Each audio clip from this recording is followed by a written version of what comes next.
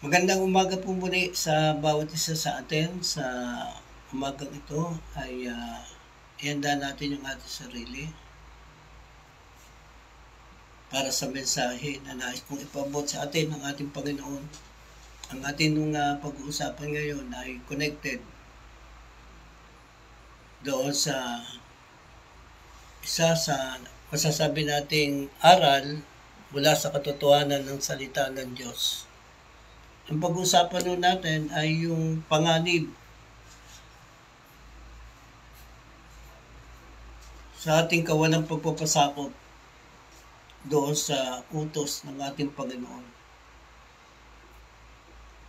Mahalaga ho ito na atin dito naintindihan, lalo na sa panahon natin ngayon na nakikita ho natin yung kalalagayan natin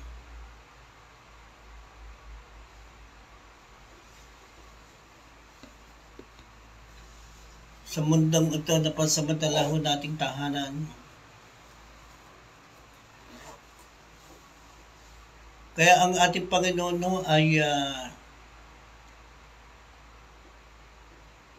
nagturo sa atin mula doon sa katotohanan ng kanyang salita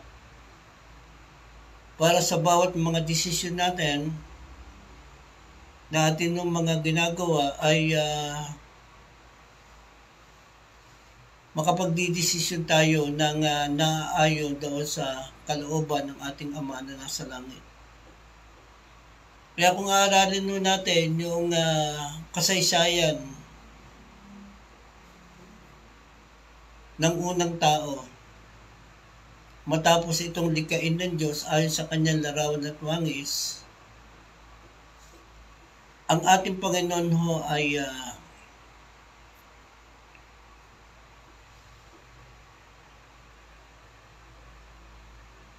iniligay ang unang tao doon sa halamanan ng Eden. Naandun na ho lahat yung pangangailangan ho ng tao. Pero mayroon pong ibinigay na utos ang ating Panginoon. Dahil nga po ito ay utos ng ating Diyos na makapangyarihan sa lahat, yung ating manlilika,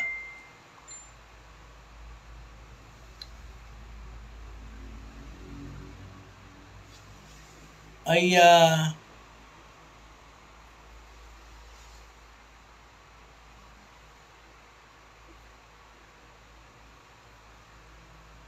mahalaga na naiintindihan natin na alam natin yung pinakamainam at pinakamabuti sa atin, ito ay alam ng Diyos. Dahil nga siya yung ating manlilika. Kaya kapag inaral natin yung Genesis chapter 2 verse 15, ito po yung pagkakasabi dito eh.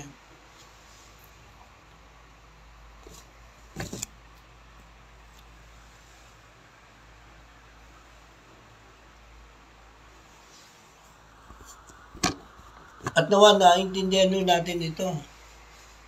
Ito din yung dahilan kung bakit lagi natin pinapaunawa sa atin ng mga kapatiran na napakahalaga bilang mga mananampalataya na nakipagkaisa sa ating Panginoon na yung bawat salita ng Diyos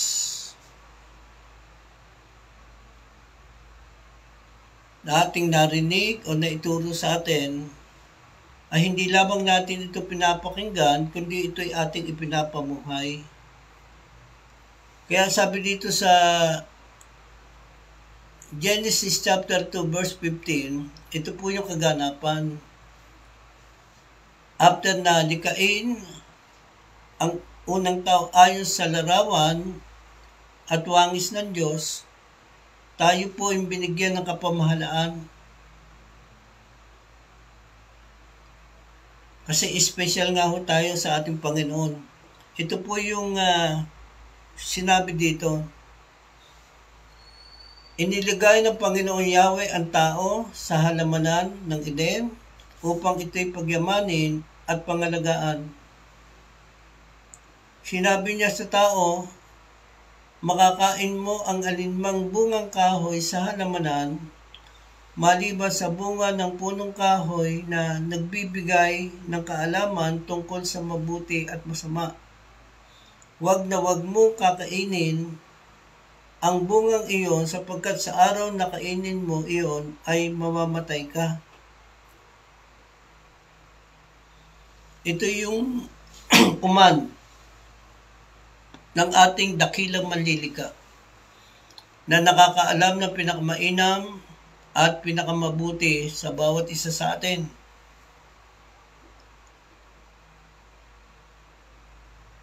At nawa tayo po ay nagkaroon ng aral sa buhay yun ni Adan at ni Eva. Ang command ay ibinigay ng Diyos kay Adan doon po sa lalaki, hindi po doon sa babae. Kapag titingnan natin yung ginawa ng ating Panginoon, bago niya nilikha ang mga tao ayon sa larawan at wangis ng ating Panginoon, nilikha muna ng Panginoon yung pangangailangan natin.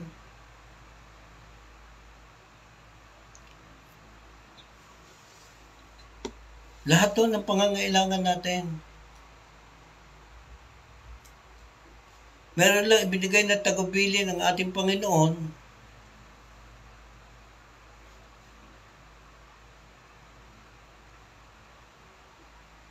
na ito ay napakahalaga kasi ito po yung salita ng Diyos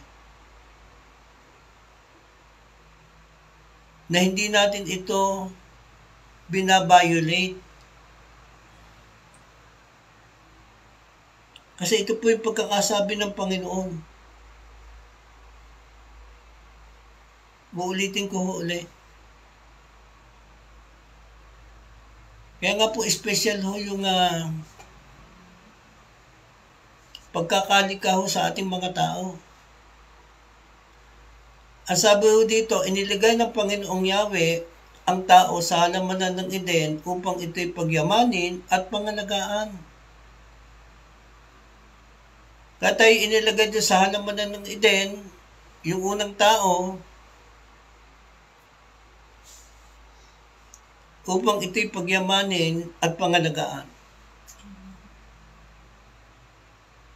Merong purpose ang ating Panginoon Dahil nga alam ng ating Panginoon na pinakamainam at pinakamabuti para sa atin.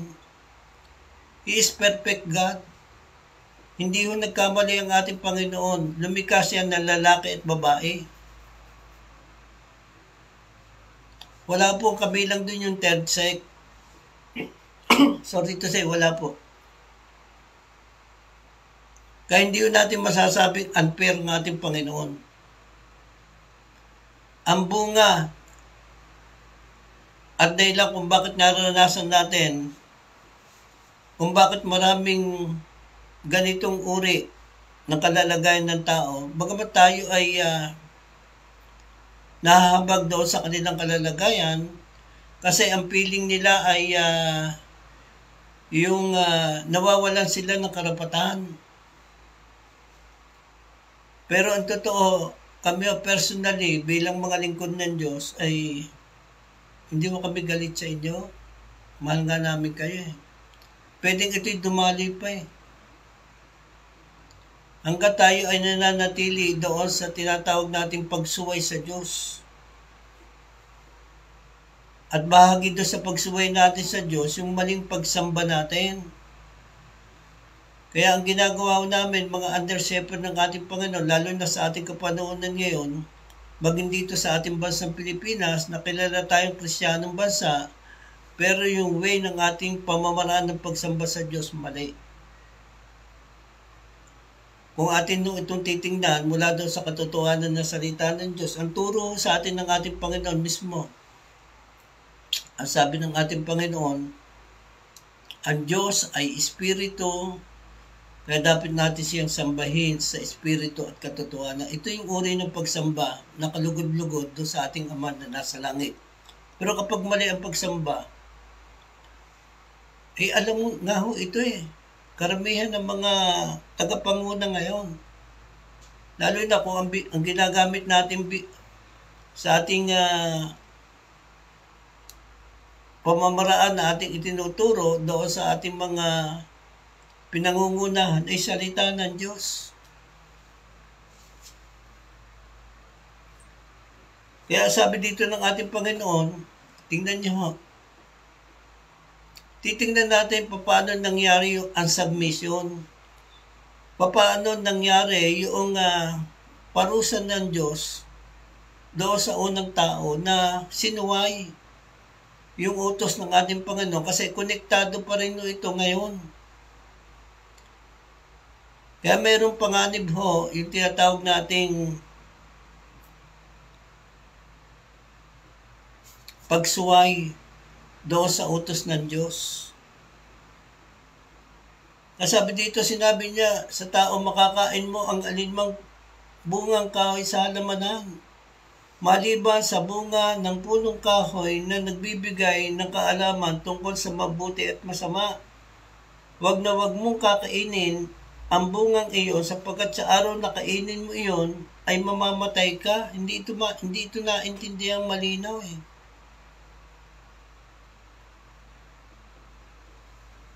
Kaya pag binasa natin yung Genesis chapter 3,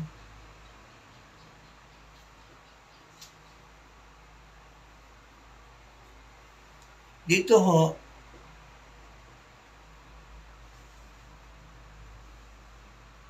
doon po sa Genesis chapter 3, verse 1 hanggang sumusunod na talata,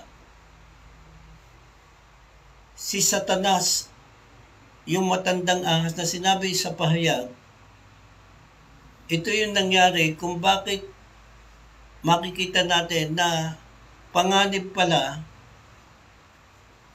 yung ginagawa ng mga tao na nilikha ng Diyos ay sa larawan at wangis ng Panginoon kapag sinusuway natin yung utos ng ating Panginoon.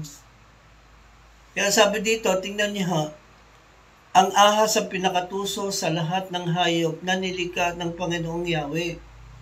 Isang araw, tinanong nito ang babae, totoo bang sinasabi ng Diyos na huwag kayong kakain ng anumang bungang kahoy sa halamanan? Sumagot ang babae, maaari namin kainin ang anumang bunga sa halamanan, huwag lamang ang bunga ng puno na nasa gitna niyon. Sabi ng Diyos na huwag namin kakainin ni hihipuin man ang bunga nito. Kung kami raw ay kakain nito, mamamatay kami. Tignan niyo po si Satanas napakatuso.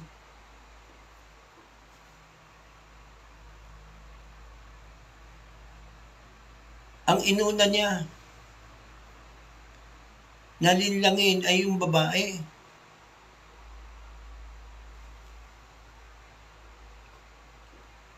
Kaya sabi dito, verse 4, ngunit sinabi ng ahas, hindi totoo yan. Hindi kayo mamamatay.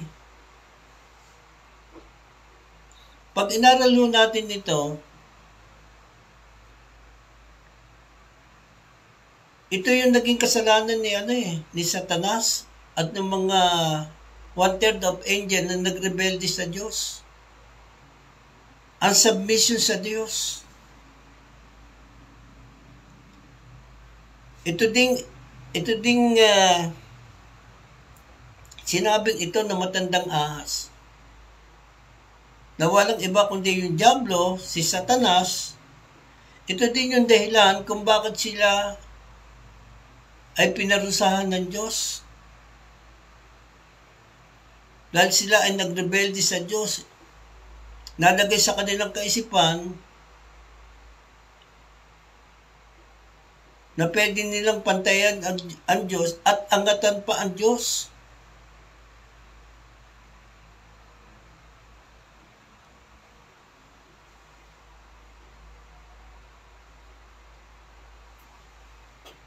Imagine.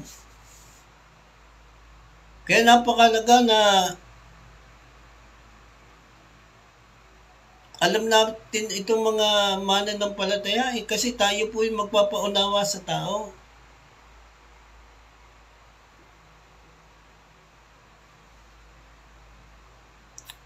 Kasi sinabi ng ahas, sinabi lang iyan ng Diyos sapagkat alam niyang kung kakain kayo ng bunga niyon ay makakaunawa kayo, kayo magiging parang Diyos. At malalaman ninyo ang mabuti at masama. Kaya marami ho na sa ating kapanahonan ngayon na nakakaranas ng matinding sitwasyon ngayon sa buhay. Alam niyo po ba kung anong dahilan? Yung unsubmission sa Diyos. Kawalang pagpapasakop sa Diyos.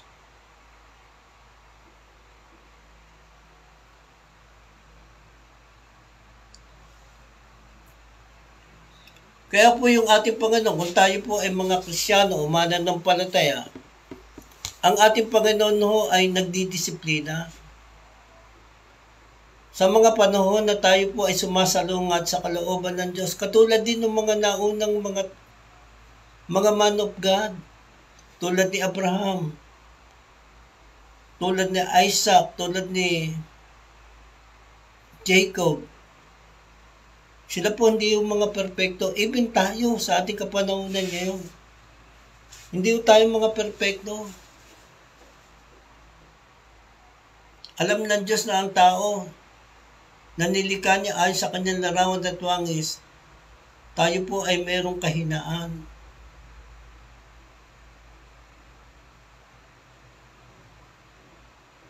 Kaya po ito'y nagdulot ng malaking kapahamakan eh.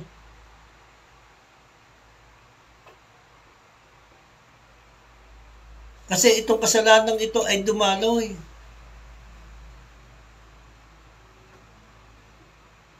Sa lahat ng mga tao, even sa ating kapanahunan ngayon, yan po yung sinabi ni Apostol Pablo doon sa aklat na Roma, Kabanatang 5, talatang 12.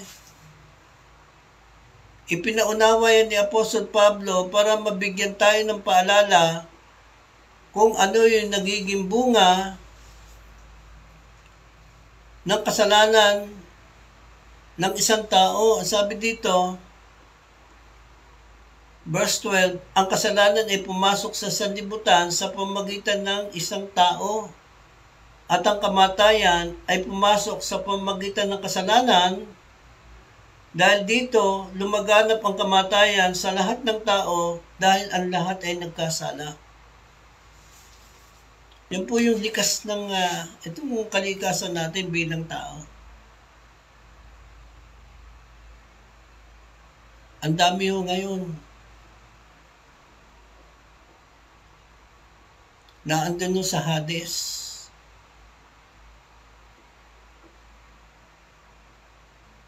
Nagdurusa ngayon doon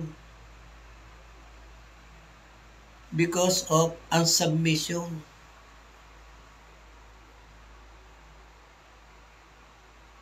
At itong kasalanan ito, hanggat ito'y dumadaloy sa ating pamilya,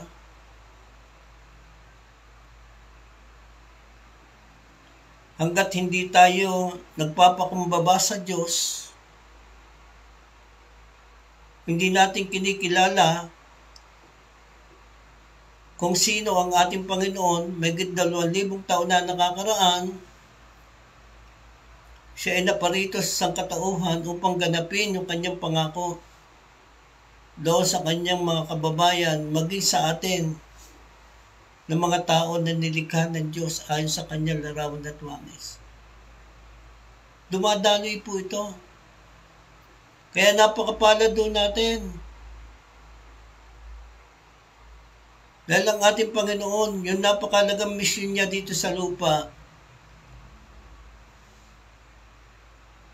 ginawa na ho niya yung solusyon. Kinakailangan lang nating tanggapin at panampalatayanan natin ang ating Panginoong Kristo bilang ating Panginoon at Diyos na ating tagapagligtas.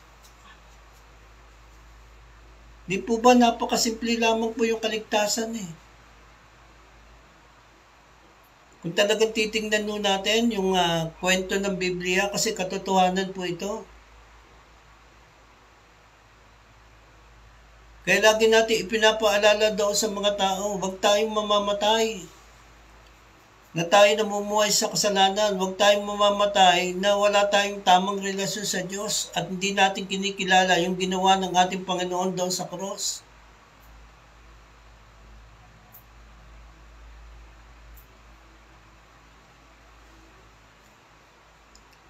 Ang Panginoon ho, kaya ipinaliwanag yan eh.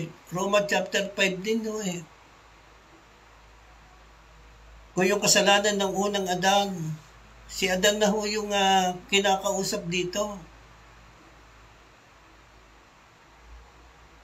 Actually, dapat hindi siya pumayag eh, sa totoo lang eh. Kaya doon ho sa mga patuloy na hindi naniniwala na yung mga babae ay hindi na dapat pinatatayo, abay depende ho sa kalalagayan no na isang babae na leader ngayon. Doon pala sa Genesis chapter 3, nakita natin yung resulta ng bunga ng pagsaway ni Eva at pagsaway ni Adan. Hindi po si Adan ang unang nagkasala. Si Eva po ang unang nagkasala. Pero kung naintindihan niya yung sinabi sa kanya ng kanyang asawang si Adan, hindi yung mangyayari ito. May kasalanan din si Adan. Dapat sana hindi siya pumayag kasi sa kanya ibinigay yung command ng Diyos. O tingnan nyo, nadagdagan. Aralin nyo po yung sinabi doon sa Genesis, yung pagkakasabi ni sinagot niya yung nung babae, si Eva, yung ahas. Nihihipuin man eh. Nadagdagan eh. Simple lang sinabi ng Panginoon eh.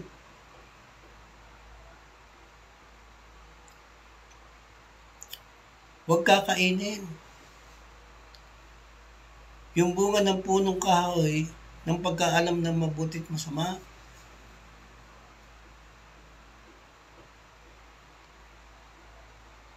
Kaya ingat po tayo. Alam mo ni Satanas ang tunay nating kalalagayan.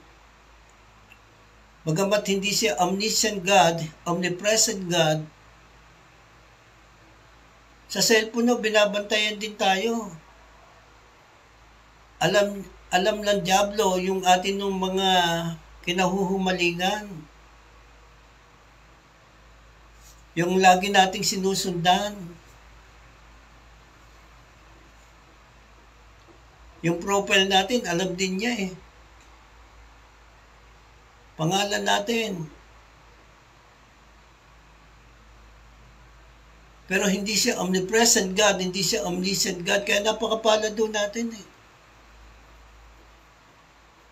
Ang ating Panginoon, saan man tayo dako naroroon, nakikita tayo ng Diyos. Iniisip pa lang ho natin, alam na ho ng Panginoon. He is omniscient God. He is omnipresent God. He is omnipotent God, makapangyarihan sa lahat. Kaya sana huwag mo natin ipagpapalit yung binigyan tayo ng pagkakataon ng Diyos na tayo nakabilang doon sa mga anak ng Diyos. Huwag na ho nating igigrib yung banal na espiritu dahil sa labis nating pagsuway. Alam niyo, minsan nakakatakot yung kayabangan at pagmamataas sa isang tao. Ang hirap pong umamin, ang hirap pong tumanggap. O tingnan niyo po, ano po yung ginamit ng Diablo para mahulog sa kasalanan?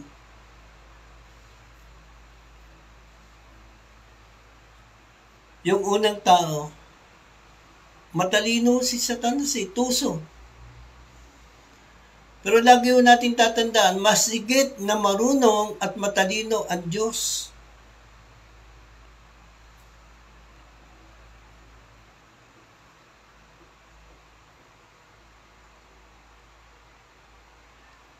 Kaya napakatuso ni Satanas eh.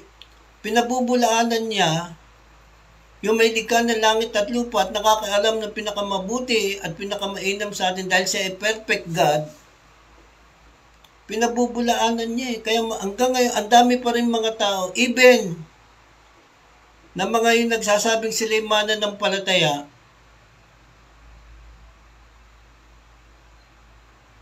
masuwayin sa Diyos eh. Nasalip sana na tayo nagiging mabuting impluwensya, nakikita sa atin yung kapangyarihan at kaliwanagan ng ating Panginoon,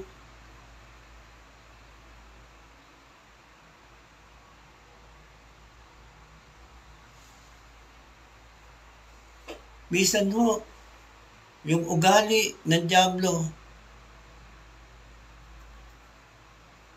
yung nakikita sa buhay natin na hindi natin namamalayan, ang akala natin tama pa rin yung ating mga ginagawa.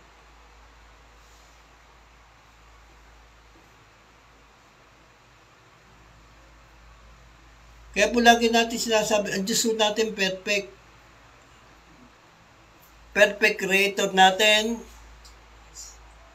Hindi siya nagkulang, hindi siya nagkamali. Kung naranasan nun natin yung ating kalalagayan ngayon, alam niyo po ba kung sino may problema? Huwag po natin sisihin ng Diyos. Ang sisihin nun natin, yung atin ng mga sarili. Bagamat kung minsan ay masakit, kaya napakalaga po yung ginagawa natin mga mananampalataya. Na patuloy natin ipinapangaral ang mabuting balita ng kaligtasan. Ipinapaunawa natin sa mga tao yung katotohanan mula sa salita ng Diyos.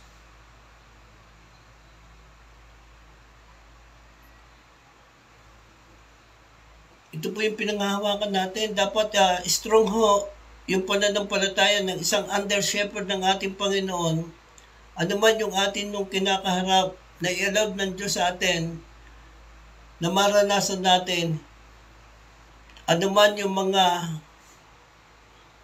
kalamidad, ano man yung sitwasyon natin ngayon na tila baga napakahirap, titingin po tayo sa kalakihan nun ng Diyos eh. Hindi po yung kalakihan ng mga problema at mga pagsubok na pinagdadaanan natin kung kilala ho natin yung Panginoon Diyos na makapangyarihan sa lahat na siyang ating pinaglilingkuran.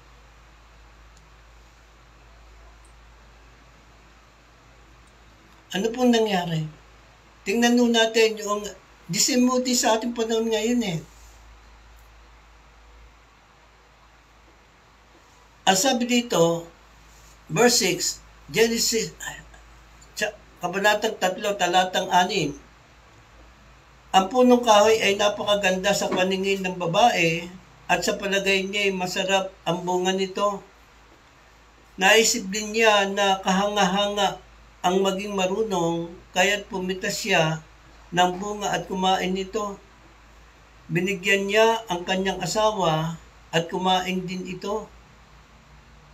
Nagkaroon nga sila, tingnan niyo, binigyan niya ang kanyang asawa at kumain din ito. Ang mga minamahal ko, kapwa ko mga lingkod ng Diyos, ang mga couples,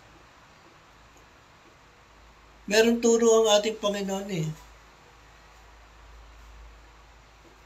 Sa mga mananampalataya sa Efeso, na sinabi ni Apostle Pablo, kasi ito ay salita ng Diyos. Ang sabi po doon sa Efeso chapter 5, kasi minsan nakakalimutan nun natin yung turo mula sa salita ng Diyos eh, sa mag-asawa. Kasi connected po ito eh. Bago sinabi ni Apostle Pablo sa babae na magpasakop kayo sa isa't isa, yung babae kinakailangang magpasakop sa kanyang asawang lalaki. Ito muna, verse 5. Chapter 5, verse 21. Ito po yung sinabi mismo ni Apostle Pablo. Ang recipient ni Apostle Pablo, mga taga-Efeso, mananampalataya po. Ang sabi dito, pasakop kayo sa isa't isa bilang tanda ng inyong paggalang kay Kristo. Mga babae, pasakop kayo sa sarili ninyong asawa tulad ng pagpapasakop ninyo sa Panginoon. Dito wala tayong nakitang submission sa babae. Doon sa kanyang asawa. Kailangan natin ito pinapaalala. Kaya kapag aaralin natin yung turo ni Apostol Pablo kung bakit ang mga babae hindi pinatatayo, dapat inaaral natin yung whole context. Ano bang dahilan? Kasi, ang sabi ni Apostol Pablo, hindi naman nagkasala. Yung unang nagkasala ay si Adan yung babae. Dahil doon sa kawalang pagpapasakop niya doon sa kanyang asawa. Nagdesisyon siya na kung alam nila na ito ay sinabi ng Panginoon kay Adan, dapat bilang paggalang, hindi siya agad makapagdidesisyon na kakainin niya agad yung bunga ng punong kahoy na pinagbabawal ng Diyos. Naandun po yung greediness naandun na natin, makakain mo, pati nga yung bunga ng punong kahoy na nagbibigay buhay. Naandun pwedeng kainin yun Kaya minsan sa atin nung kalalagayan ngayon, kung alin yung bawal, yun na parang tinetest natin gawin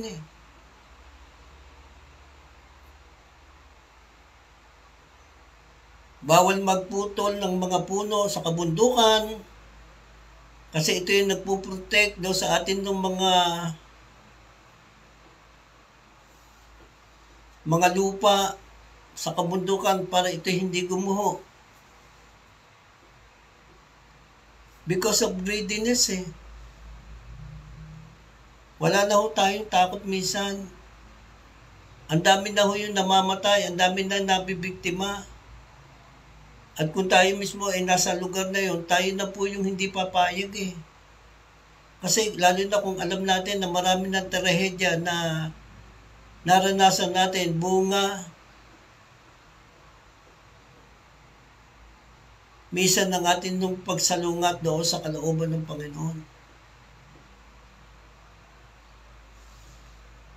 Nakita natin yung apekto kapag yung kalikasan ng Diyos sa halip na ating ingatan at pagyamanin natin, pangalagaan natin, because of greediness na hindi natin alam, isang araw, napakalaki ng epekto nito. Hindi lamang isang araw hindi kayo makakaligtas. Maniwala ko kayo. Ngayon, hindi ko kayo naman na nabibiktima Nasa magandang kalagayan kayo. Pero hindi tayo makakatakas sa Diyos. Lagi nyo tatanggaan. Ang laki ho ng pananagutan natin.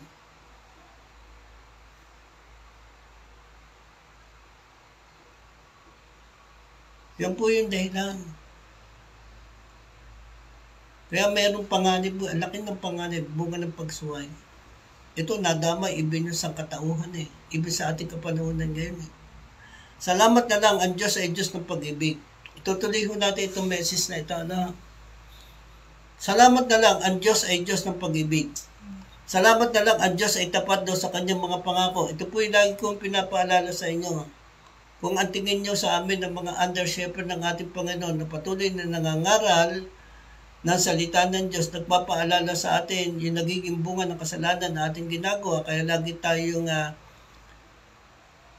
nakakarinig ng panawagan, pagsisiyan na natin, talikuran na natin ang ating mga kasalanan habang may pagkakataon pa tayo, habang tayo nabubuhay pa. Ang kaligtasan ay ngayon, hindi bukas, hindi sa susunod na linggo, sa susunod na mga taon. Ang kaligtasan, kapag narinig natin yung mensahe patungkol sa Ebanghelyo doon sa ginawa ng ating Panginoon sa krus, may 2,000 taon na nakakaraan, pahalagaan natin ito, wag natin itong babaliwalain. Kaya po yan ay lagi nating inaalala tuwing mahal na araw, yung nangyari sa ating Panginoon, hindi po dahil sa ating Panginoon ay talunan. Ang ating Panginoon higit na matalino kay Satanas at sino mang taong matatalino sa buhay sa mundong ito. ginawa ng Panginoon yung kanyang kapamaranan na na-surprise na lamang si Satanas at yung kanyang mga kampon.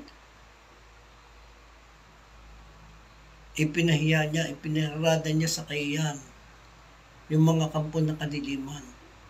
Kapag binasa niyo yung Colossus chapter 2, ito po yung nangyari. Kaya sana naintindihan natin ito, yung ginawa ng ating Panginoon.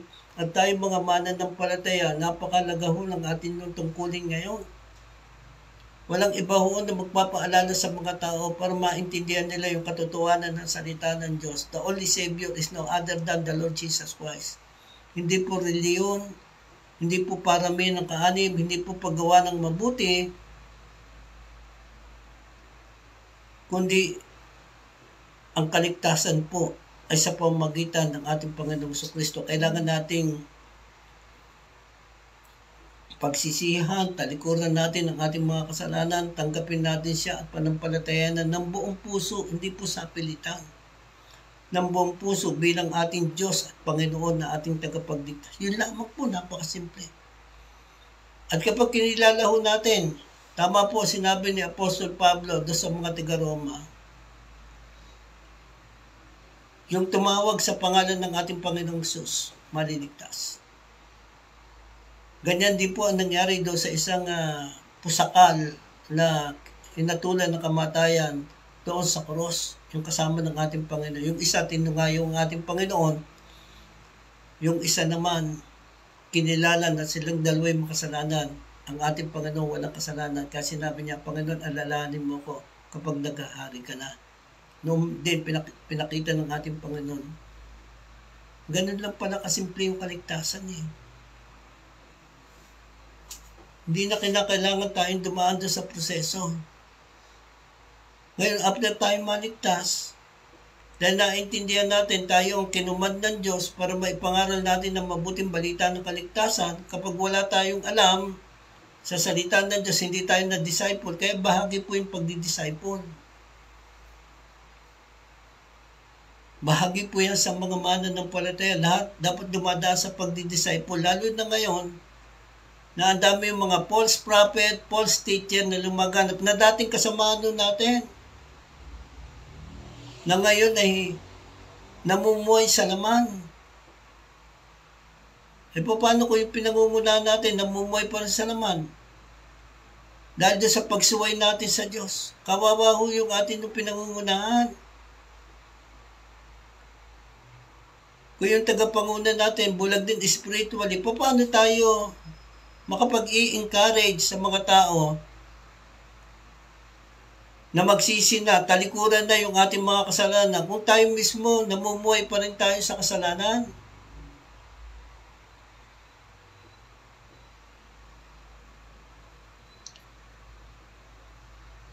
Diba? Kung tayo ay hindi nagiging asin at liwanag, baka pamilya natin asawa natin, mga anak natin, hindi natin mailapit sa Diyos Hindi ko kasalanan ng Diyos yan, hindi kasalanan ng sino mang tao o mga kapwa natin mananampalataya.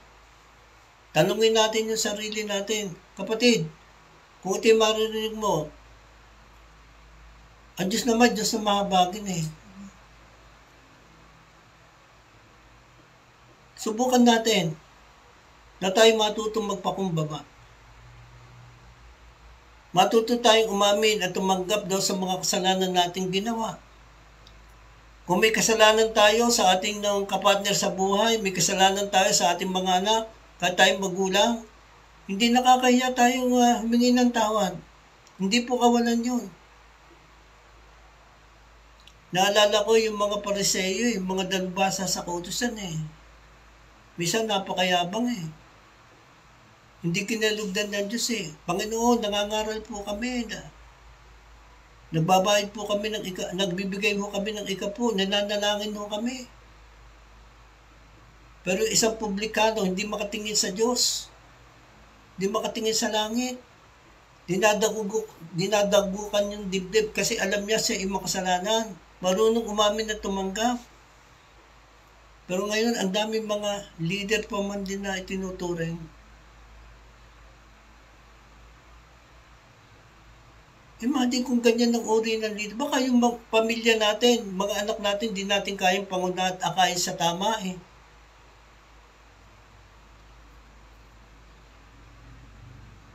Wag natin ibabalik ang sisi sa ating kapamanan ng palataya na nagsisikap na lumakad sa katwiran at kabanalan ng Diyos. Alam niyo, ang promotion, hindi naman galing sa tao yan eh. Ang promotion galing sa Diyos. Kapag tayo sumusunod ng buong pagpapakumbaba sa Diyos, lahat o halos na ginagamit maitili ng Panginoon ngayon. Katulad ni Apostle Pablo, imagine isang mamamatay tao. Si King David, mangangalon niya yan eh, mamamatay tayo, pero marunong umamin na tumanggap. Kaya marami yung mga sinasabi natin tayo kabilang sa mga alagad ng Diyos. Sinasabi natin tayo ay mga lingkod ng Diyos.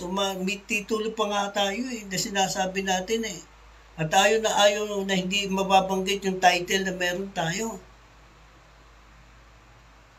Hindi naman yun na tinitingnan ng Diyos eh. Nagpapunction ba tayo doon sa panawagan sa atin ayon sa kaloob ng Espiritu Santo, ayon sa sukat ng pananampalataya na pinagkaloob sa atin ng Diyos? Kung hindi, wag na tayong magdamay pa ng ibang tao. Magpasalamat tayo kung merong mga tapat na lingkod ng Diyos na hindi naman perpekto, tinuruan ng Diyos, hinubog ng Panginoon, minolde ng ating Panginoon, dinisiplina ng Diyos, at nagpadisiplina sa Panginoon.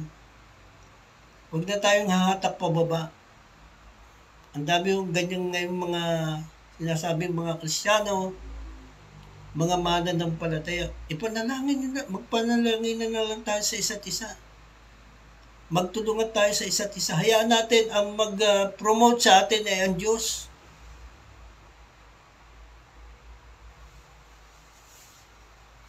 Kung sira ho yung testimony natin, abay, hindi mo masamang humingi ng tawad. Una sa ating pamilya, sa mga taong nagawa natin ng kasalanan. Ang hirap po nun. Ang hirap po magpakamalinis sa sarili. Ako personally, sinalis ako dyan ng Diyos.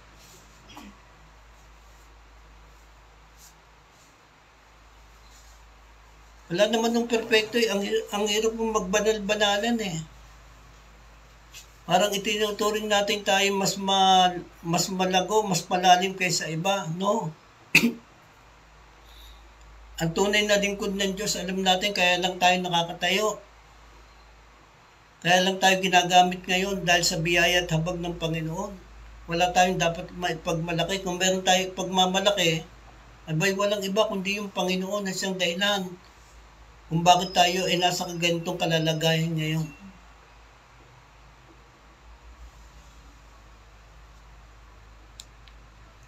Di po ba may panganib?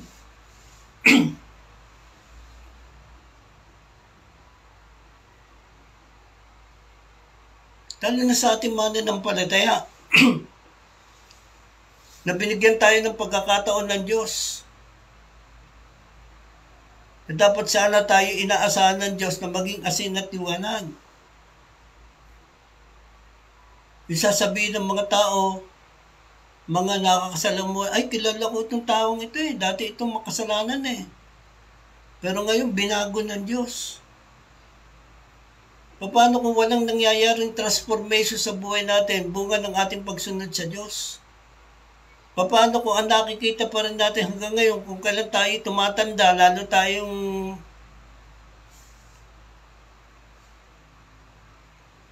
ang tingin sa atin parang ugali tayong baby Christian eh. Matakot po tayo sa Diyos. Ngayon kung tayo may conviction pa sa puso natin, kaya sa pananaw natin ngayon, mga kaibigan, kapwa ko lingkod ng Diyos, ang isang pastor dapat strong. Yung pananampalataya. Hindi tayo natatakot mawalan ng membro Sa mga panahong sinasabi natin sa kanila yung katotohanan dahil ayaw natin mag-compromise. Katulad ng ginagawa ng marami ngayon ng mga lingkod pa naman ng Panginoon. Under shepherd na dapat mag-aakay sa mga mananampalataya doon sa daang matuwid.